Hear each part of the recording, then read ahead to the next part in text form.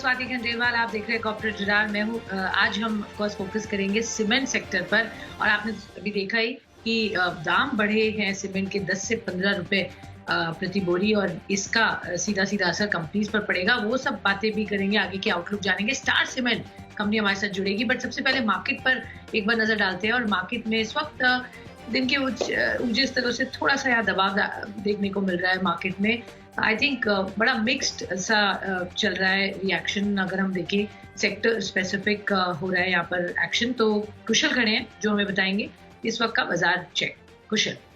बिल्कुल स्वाति, आपने सही कहा कि जिस तरह से मार्केट में ऊपरी स्तरों से गिरावट आती हुई नजर आई है, आप देखिए उसका जो इम्पैक्ट है वो कहीं ना कहीं काफी सारे सेक्टर्स में कहीं ऊपर से जो है ऊपरी स्तरों से गिरावट आती हुई दिखी है। खासकर अगर आप देखें तो निफ्टी में बढ़ने वाले शेयरों की सूची में अभी भी मेटल स्पेस की जो तेजी है वो बरकरार है। और यहाँ पर आप देखिए JSW स्टील, JSPL जैसे स्टॉक्स में बेहतरीन तेजी है। और साथ ही अगर आप हिंडाल्को और बाकी हीरो मोटोकॉर्प जैसे स्टॉक्स की भी बात करें निफ्टी में, तो वहां पर भी दमदार तेजी बनती हुई नजर आ रही है। बट मेजरली अगर आप देखें निफ्टी में तो मेटल सेक्टर्स ही तेजी में कंट्रीब्यूट करते हुए अभी भी नजर आ रहे हैं और वो संभालते हुए दिख रहे हैं पूरे इंडेक्स को। साथ ही अगर आप गिरावट की सूची में देखें तो वहां पर जो ऊपरी स्तरों से जहां पर मुनाफा वसूली हमें अभी तक देखने को मिली है उसमें खासा अगर आप देखें तो HDFC की जो स्टॉक्स हैं कल भी दबाव में थे और आज भी आप देखिए HDFC बैंक करीब 1-1.5% की गिरावट देख रहा है। साथ ही HDFC लाइफ में फ्रेश बिकवाली आज के सत्र में आती हुई नजर आ रही है और FMCG काउंटर्स भी थोड़े से वीक है, जिसमें नेस्ले जो है सबसे फोरफ्रंट पे आ रहा है। यही नहीं, अगर आप मेटल काउंटर्स की बात करें तो वहां पर जो निफ्टी में चढ़ने वाले शेयर थे उसके अलावा भी अगर आप देखें तो अक्रॉस दी स्पेस बेहतरीन तेजी बनती हुई नजर आ रही है। आप देखिए ऑलमोस्ट 5 से 8% की तेजी इन सब स्पेस में हमें देखने को मिल रही है। साथ ही अगर आप बाकी और सेक्टर स्पेसेस की भी बात करें तो मेटल के अलावा PSU बैंक्स है जहां पर आज के सत्र में भी तेजी बनने में ये सफल रहे हैं, जहां पे IOB टॉप गेनर है करीब 5% की तेजी के साथ ही बंधन बैंक इंटरेस्टिंग निकल कर आ रहा है, आज करीब 2% की तेजी यहां पर बनती हुई नजर आ रही है। रियल्टी स्पेस यहां पर गिरावट का रुझान हमें लगातार जारी होता हुआ दिख रहा है। इनफैक्ट अगर आप देखें तो जो स्टैंप ड्यूटी की अवधि है वो आगे नहीं बढ़ने वाली है, जो कटौती की गई थी उस वजह से कहीं ना कहीं एंटायर रियल एस्टेट स्पेस में हमें गिरावट देखने को मिल रही है। और FMCG स्पेस यहाँ पर नेस्ले तो था ही, इसके अलावा अगर आप देखें तो HCL, इमामी जैसे स्टॉक्स में भी दबाव बना हुआ है और लाल निशान में ये कारोबार करते हुए नजर आ रहे हैं। ओके, तो यहाँ पर बड़ा मिला जुला सा एक्शन है। कुछ सेक्टर्स अच्छा परफॉर्म कर रहे हैं, कहीं दबाव है, पर ओवरऑल ठीक है। 14,700 के करीब यहाँ पर निफ्टी यहाँ पर इस वक्त इन लेवल्स पर ट्रेड करता हुआ नजर आ रहा है। धन्यवाद कुशल हमारे साथ जुड़ने के लिए। चलिए आगे बढ़ते हैं। हम बात कर रहे थे सीमेंट सेक्टर की और अब स्टार सीमेंट कंपनी की टॉप मैनेजमेंट के साथ हम बातचीत करेंगे। उनके CEO संजय कुमार गुप्ता हमारे साथ शो में जुड़ रहे हैं। सबसे पहले अगर हम जानते हैं ऑफ कोर्स की स्टार सीमेंट का नॉर्थ ईस्ट में कंपनी का सबसे ज्यादा मार्केट है, बड़ा मार्केट शेयर है और आगे भी कैपेसिटी एक्सपेंशन कंपनी लगातार देख रही है बढ़ाते हुए। मिस्टर गुप्ता, धन्यवाद हमारे साथ जुड़ने के लिए। पहले तो मैं ये जो अभी न्यूज आई है जहां हमने देखा दक्षिण भारत में कुछ प्राइस हाइक अनाउंस किए गए हैं 10 से 12 रुपए प्रति बोरी। क्या कहेंगे उस पर आप, और क्या आपकी कंपनी भी प्राइस हाइक लेगी? अभी लास्ट कुछ महीनों से 1-2 महीनों से डेफिनेटली प्राइस में थोड़ा अपवर्ड ट्रेंड रहा है। ये बहुत ही नॉर्मल है बिकॉज मानसून के बाद प्राइसेस एक्चुअली फर्म अप करते हैं, बिकॉज मानसून में प्राइसेस एक्चुअली गिरते हैं। और ये हमेशा देखा गया है कि Q4 एंड Q1 दोनों क्वार्टर्स में प्राइसेस थोड़ा स्ट्रॉन्ग रहते हैं।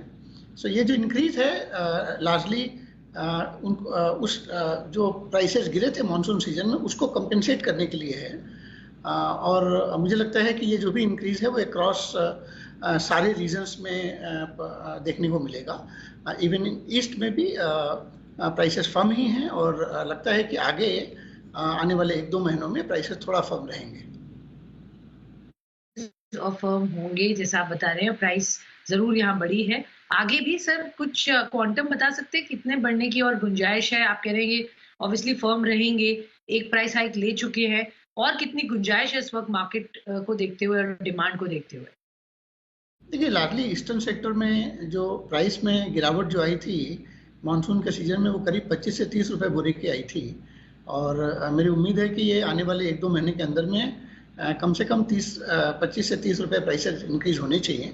सीमेंट सेक्टर में अभी थोड़ा दबाव कॉस्ट की वजह से भी है, बिकॉज कोल के कॉस्ट बहुत ज़्यादा बढ़ गए हैं। इंटरनेशनल कोल इंपोर्ट के प्राइसेस जो हैं वो ऑलमोस्ट 35 से 40% ज़्यादा हैं एज़ कम्पेयर टू, अगर फर्स्ट हाफ के हिसाब से बात करें तो करीब 35 से 40% कॉस्ट बढ़ी है। इवन फ्यूल के जो प्राइस हाइक हैं वो भी सीमेंट कंपनियों पे कॉस्ट प्रेशर डाल रहे हैं। सो लार्जली ये जितने भी हाइक हैं ये ऑफसेट करेंगे जो कॉस्ट इम्पैक्ट है कंपनियों के ऊपर। सो मेरी उम्मीद है कि इनका आने वाले 2-3 महीनों में एटलीस्ट प्राइस 15 से 20 रुपए का इंक्रीज आना चाहिए। वाले 1-2 महीनों में 15 से 20 रुपए का प्राइस हाइक आना चाहिए, ये बड़ी बात आपने कही। तो यहाँ पर प्राइसेस फर्म दिख रहे हैं सीमेंट की, अगर हम बात करें। चलिए सर, एक सवाल आपसे यही जानना चाहेंगे, आपकी नॉर्थ ईस्टर्न रीजन में, क्योंकि आप सबसे बड़े वहाँ प्लेयर हैं, सबसे ज्यादा मार्केट शेयर है, किस तरीके के एक्सपेंशन प्लान देख रहे हैं? हमने लास्ट जब बात की थी, आप कह रहे थे क्योंकि इलेक्शन टाइम है, एक्टिविटी बढ़ रही है, इंफ्रास्ट्रक्चर पर फोकस है, तो उसका असर देखने को मिल रहा है। क्योंकि अब इलेक्शंस ऑलमोस्ट यहाँ कंक्लूड हो रहे हैं, तो क्या आउटलुक रखेंगे एक्सपेंशन को लेकर, और आपके लिए पर्टिकुलरली जो आपकी यूनिट्स हैं वहाँ कितना आप एक्सपैंड करेंगे और क्या कैपेक्स लगाएंगे? देखिए, अभी जो हमारी Q4 में हमारी कैपेसिटी यूटिलाइजेशन बहुत अच्छी है, और हमने ऑलमोस्ट हमारे सारे प्लांट जो हैं अभी 90-95% कैपेसिटी यूटिलाइजेशन पे चल रहे हैं। Q3 हमारे लिए थोड़ा सा अच्छा नहीं रहा, क्योंकि मेघालय के अंदर में 2 ब्रिजों में कुछ तकनीकी खराबी आ गई थी, जिसकी वजह से उसमें डिस्पैचेस हम लोग जितना करना चाहते थे उतना हम नहीं कर पाए थे। बट ये समस्या हमारे साथ जनवरी महीने में भी कंटिन्यू करी है, लेकिन फरवरी और मार्च में हमारे डिस्पैचेस है ऑलरेडी नॉर्मल में आ गए हैं। एज फार एज कैपेक्स का सवाल है, हमारे सिलीगुड़ी प्लांट ऑलरेडी हमने जनवरी में स्टार्ट कर दिया है, उससे हमारे डिस्पैचेस इंप्रूव हो रहे हैं। अभी वो अराउंड 35 to 40% कैपेसिटी यूटिलाइजेशन पे चल रहा है, बट आने वाले कुछ क्वार्टर्स में वहाँ 100% कैपेसिटी यूटिलाइजेशन आ जाएगा।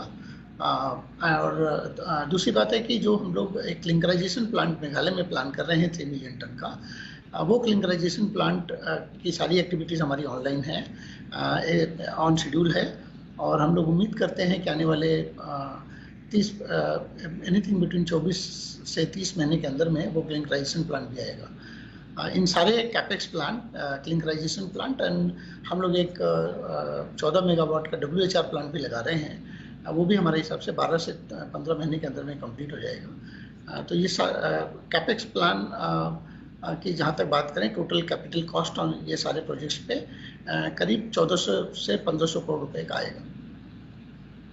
तो 14 से 1500 करोड़ रुपए का कैपेक्स टोटल की बात कर रहे हैं, जिसमें कुछ प्लांट्स हैं जिनके बारे में आपने डिटेल दिया। सर, एक सवाल आपसे ये जानना चाहेंगे कि जिस तरह से डिमांड आ रही है, हमने लास्ट टाइम भी जब बात की थी, आपने कहा था कि चूंकि आपकी प्रेजेंस अभी नॉर्थ ईस्टर्न रीजन में स्ट्रांग है, बाकी जो एरियाज है या बाकी जो रीजन है कंट्री में, वहां पर धीरे से फोकस आप बढ़ाने की कोशिश करेंगे? कुछ M&A अपॉर्चुनिटीज आप देख रहे हैं? किस तरह से कंपनी आगे ग्रोथ की तरफ बढ़ेगी, क्योंकि पूरे कंट्री के लिए अभी इंफ्रास्ट्रक्चर एक बड़ा पुश होगा, तो क्या अपॉर्चुनिटी आप उसको अभी देखते हैं? FY22 में कोई इस तरह का स्ट्रैटेजी अडॉप्ट करेंगे आप?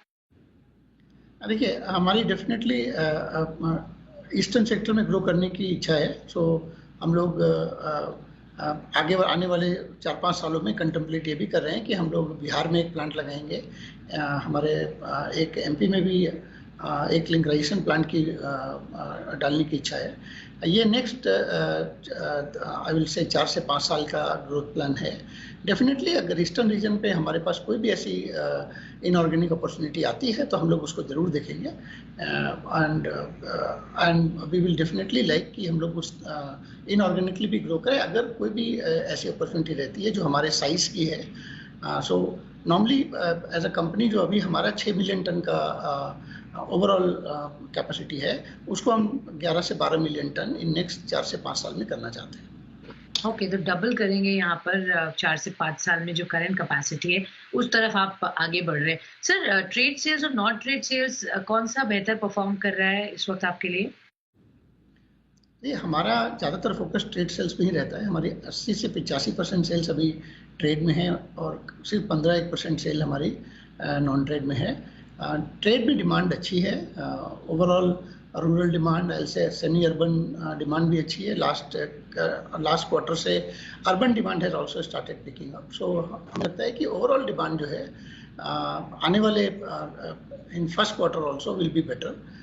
Definitely in FY22 quarter 1 will be better and quarter 2 is normally a monsoon quarter. So we hope कि FY22 में industry will come back to normal growth. इस साल इंडस्ट्री में जो ये उम्मीद थी कि करीब डीग्रोथ आएगी करीब 10 से 12% का, वो नहीं होके मेरी उम्मीद है कि इस साल FY21 इंडस्ट्री ऑलमोस्ट फ्लैट या 1-2% ओवरऑल ग्रोथ पे रहेगी। बट FY22 में हमारी उम्मीद है कि पूरी इंडस्ट्री जो है वापस 5 से 6% की ग्रोथ पे आ जाएगी। Okay, alright. तो इस बार फ्लैट, बट अगले मतलब FY22 में 5 से 6% की ग्रोथ की आप उम्मीद करें इंडस्ट्री के लिए, तो ये अच्छा साल होने की उम्मीद यहाँ दिख रही है। बहुत बहुत धन्यवाद सर हमारे साथ जुड़ने के लिए मिस्टर गुप्ता, और हमें बताने के लिए कि किस तरीके के प्लान्स हैं स्टार सीमेंट के लिए। तो जबरदस्त यहाँ पर एक्सपेंशन कंपनी देख रही है अगले 5 से 6 साल में।